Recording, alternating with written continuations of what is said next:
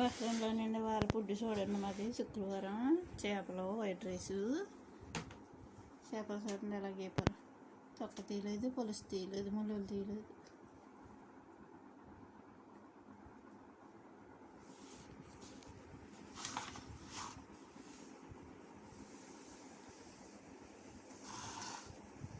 సరేనా?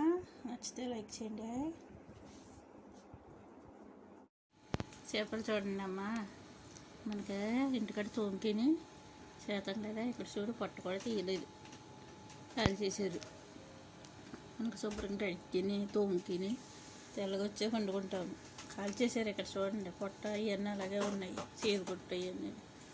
అది అందులోకి తెల్లన్నమా సలాత ఆకులు సలాత అంటే. సరేనా? అలా తినాలి మరి. ఎక్కడ పరిస్థితి